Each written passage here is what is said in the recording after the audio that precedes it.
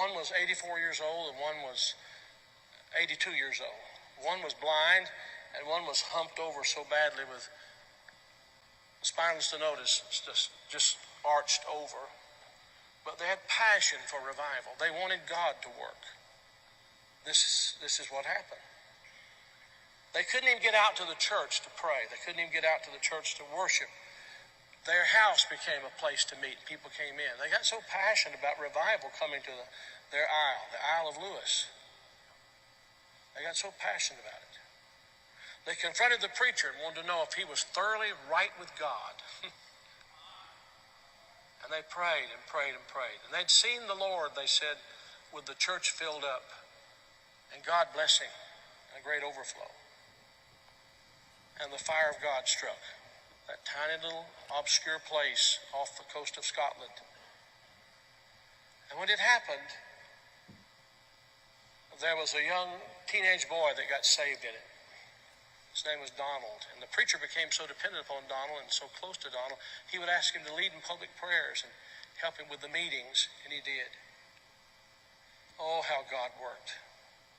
People began to hear about it, and the revival fire spread. It spread.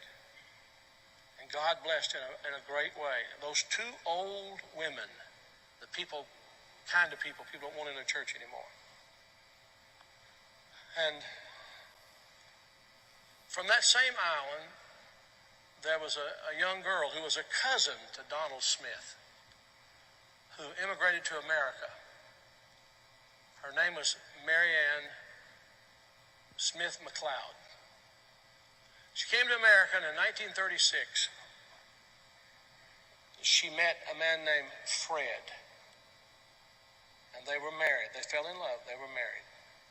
God blessed in a great way.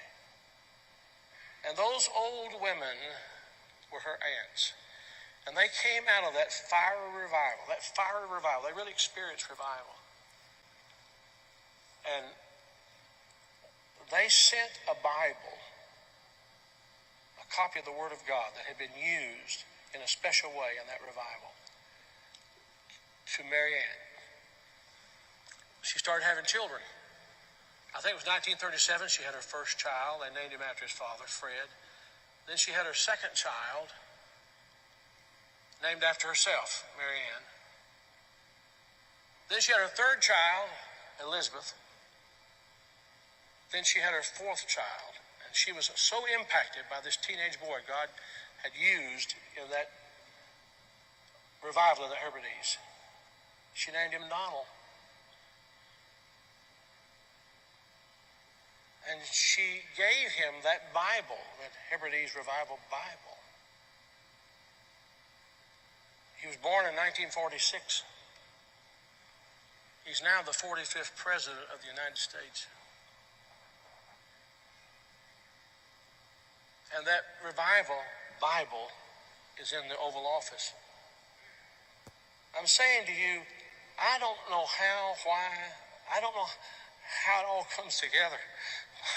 But I believe God is putting some things together to give us just a window.